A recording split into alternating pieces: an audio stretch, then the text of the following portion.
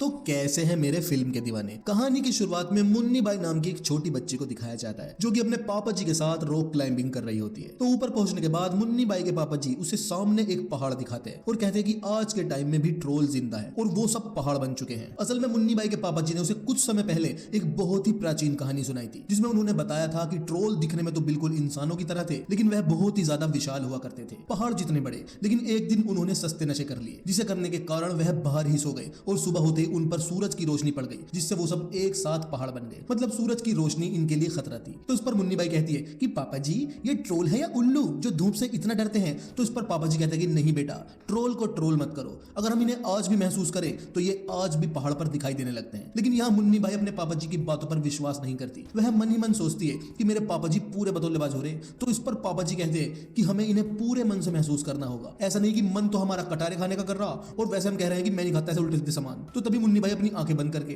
पहाड़ों को महसूस करने की कोशिश करती है। तो शुरू में तो उसे किंडर जॉय दिखता है, लेकिन कुछ टाइम बाद उसे सच में पहाड़ों पर कुछ चेहरे जैसे दिखाई देने लगते हैं जिससे वह बहुत ज्यादा घबरा जाती है। असल में ट्रोल के बारे में प्राचीन पुस्तकों में काफी कुछ लिखा हुआ है, लेकिन लोग इन कहानियों पर अब बिल्कुल भी विश्वास नहीं करते। अब काफी साल बीत जाते हैं जहां हमें एक टनल दिखाई जाती है जिसमें कई सारे वर्कर्स काम कर रहे होते हैं। तो तभी वर्कर्स के हेड का घर से फोन आता है। फोन पर एक औरत कहती है कि नेकर कौन से रंग का पहन रखा तुमने।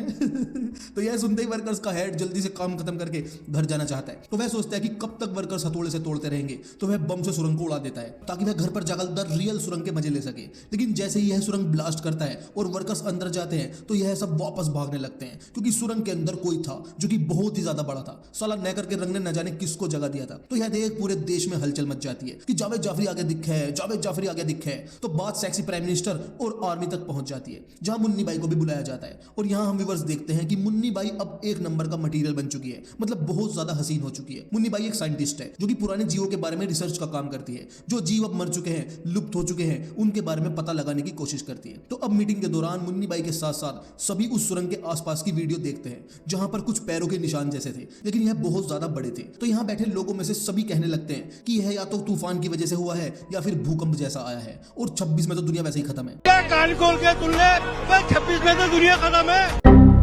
लेकिन मुन्नी बाई कहती है कि क्या आप सभी मजाक कर रहे हैं? क्या आप में से किसी को भी ये पैरों के निशान नहीं दिख रहे हैं जो कि हेलीकॉप्टर से शूट करने से ही दिख रहे होते हैं, क्योंकि यह कुछ ज्यादा ही बड़े थे। तो यहाँ सभी मुन्नी बाई की बात पर हंसने लगते हैं कि मुन्नी बाई की रात की उतरी नहीं है। तभी वहां एक लड़की आती है और वह बताती है कि सुरंग की एक और वीडियो वायरल हुई है। तो यहाँ व्यूअर्स तुरंत लिंक मांगते हैं, लेकिन ये वो वाली सुरंग नहीं होती, ये फेक सुरंग होती है, असली तो वही है। तो अब तो सभी के सभी हैरान हो जाते हैं क्योंकि उसमें यह एक बहुत ही ज्यादा बड़े क्रिएचर को देखते हैं। अगले सीन में एक बुढ़े कपल को दिखाया जाता है जो आखिरी सांस तक एक दूसरे से मोहब्बत के चक्कर में रहते हैं, भले ही पेट सफा रोक दफा खाकर जी रहे हो।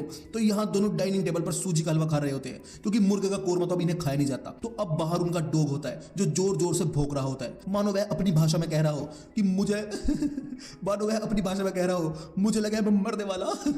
और अगले ही पल इनका घर हिलना शुरू हो जाता है। दोनों के दोनों बहुत ज्यादा डर जाते हैं और अपनी जान बचाने के लिए नीचे बेसमेंट में चले जाते हैं क्योंकि अभी इनकी उम्र ही क्या है। जिसके बाद इनके घर के ऊपर भूकंप से भी ज्यादा तेजी से हलचल होने लगती है, मानो उनकी छत पर कोई डॉक्टर खेल रहा हो। और जब हलचल खत्म हो जाती है तो ये तहखाने का ढक्कन खोलते हैं तो ये देखते हैं कि इनके घर पर किसी ने बुड़क मार रखा है, जैसे सेब में बुड़क मारते हैं। तो इस केस को स्टडी करने के लिए यहाँ पर मुन्नी बाई और सेक्सी प्राइम मिनिस्टर के ऑफिस से एक बंदे को भेजा जाता है जिसका नाम एंड्रियाज होता है। तो यहाँ पर मुन्नी बाई को आर्मी कैप्टन मिलता है जो बताता है कि नदिया के पार से कोई बहुत बड़ी चीज आई जिसने इनके घर को तोड़ दिया। वहां पर बहुत बड़े बड़े पैरों के निशान भी होते हैं जो आगे 3 किलोमीटर तक जा रहे होते हैं। लेकिन हैरान की बात यह है कि 3 किलोमीटर बाद वह पैरों के निशान गायब हो गए। सभी जानना चाहते हैं कि अगर यहाँ से कोई इतनी बड़ी चीज गुजरी है तो वो आखिर गई तो गई कहां? चुईया तो नहीं है जो बिल में घुस गई। तो अब मुन्नी बाई कैप्टन और एंड्रियास को अपने पापा जी के पास लेकर जाती है क्योंकि वह पूरी दुनिया से बिल्कुल अलग सोचते थे। अगर दुनिया बकरा खा रही है तो ये गधा चबा जाते थे।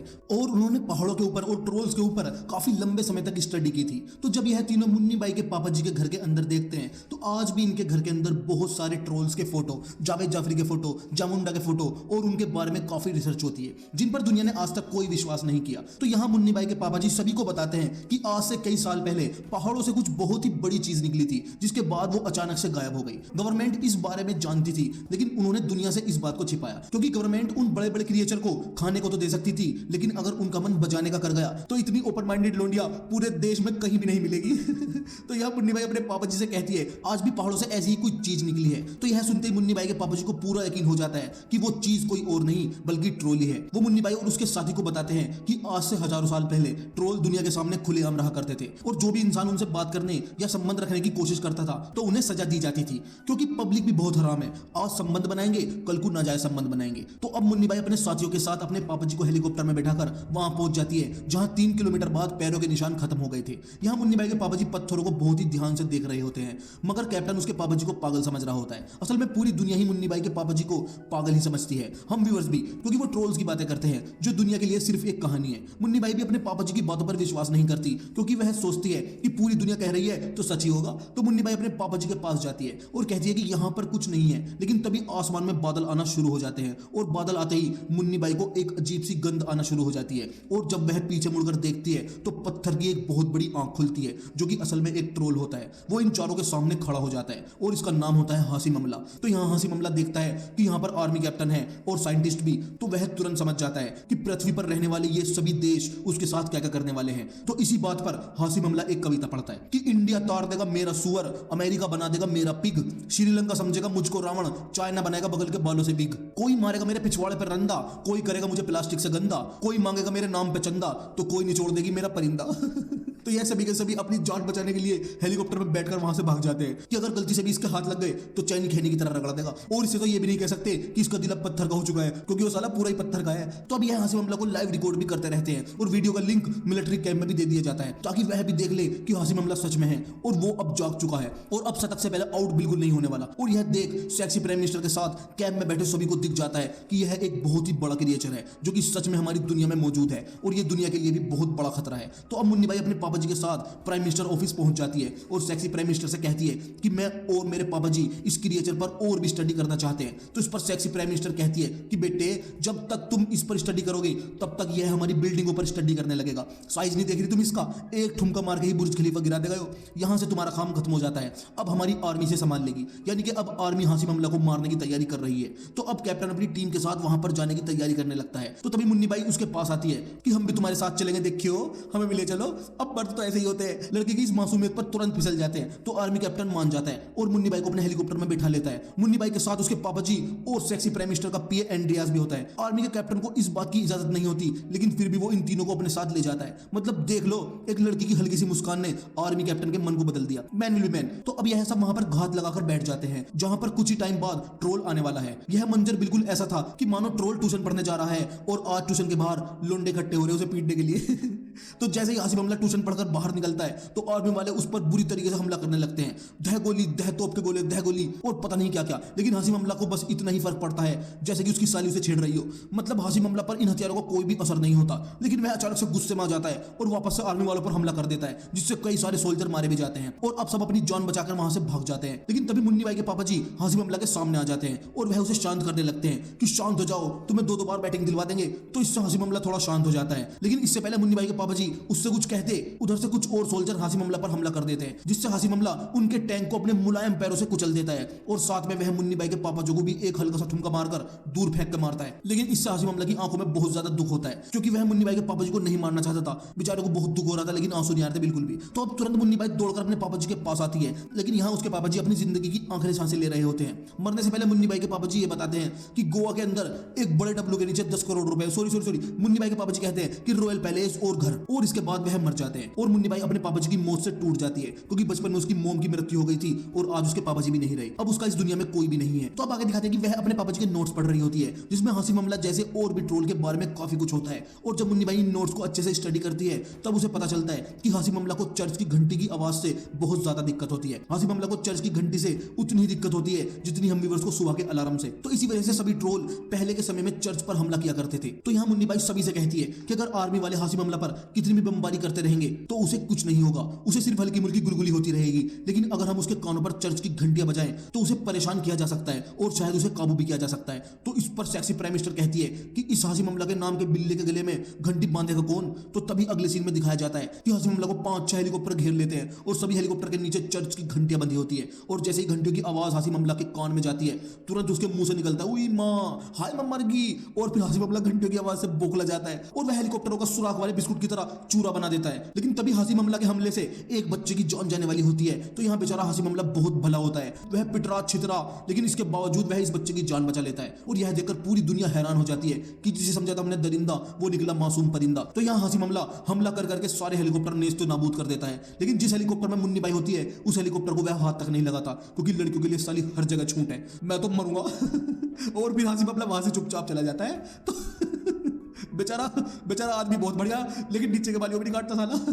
तो मुन्नी बाई का ये घंटी वाला आइडिया फेल हो जाता है। तो अब आर्मी हेड मुन्नी बाई को इस प्रोजेक्ट से निकाल देते हैं और अब आर्मी खुद से यह काम करने वाली थी, मतलब यह बड़ी मिसाइल्स का इस्तेमाल करने वाले थे और इसी वजह से पूरे शहर को खाली करवा दिया जाता है। और अब यहाँ मुन्नी बाई को भी कुछ समझ नहीं आ रहा था कि वो अब करे तो करेगा। तभी उसे अपने पापा जी के वो आखिरी शब्द याद आते हैं जिसमें उन्होंने कहा था कि रॉयल पैलेस। तो यहाँ मुन्नी बाई समझ जाती है कि हो ना हो हासिम अमला वहीं जाएगा। तो अब Munni Bai sexy prime minister के पीए के साथ रॉयल पैलेस पहुंच जाती है, जहां पर इन्हें किंग का चीफ मिनिस्टर मिलता है। तो यहाँ पर मुन्नी बाई कहती है कि हो सकता है कि ट्रोल यहाँ पर हमला करे, और अगर वो ऐसा करता है तो इसकी कोई ना कोई बड़ी वजह होगी। तो यहाँ पर चीफ मिनिस्टर बताता है कि अगर किसी राजा का घर किसी और राजा के घर के ऊपर बनाया जाए तो यह बहुत ही शुभ होता है। और यहाँ पर जहां पर किंग पैलेस है यानी कि रॉयल पैलेस, यहाँ पर पहले ट्रोल्स का घर हुआ करता था जो इन पहाड़ों के राजा का था। लेकिन यहाँ के राजा ने उन सबको मरवा दिया ताकि उनके घर पर अपने महल को बनवाया जा सके। लेकिन एक ट्रोल के बच्चे को जिंदा छोड़ दिया गया, जिसे यहाँ से बहुत दूर पहाड़ों में अंधेरों में भेज दिया गया। और जो ट्रोल वापस लौट कर आया है शायद यह वही बच्चा है जो कई सालों बाद नींद से जागा है, और जागते इसका नाम हम व्यूअर्स ने हाशिम अमला रख दिया।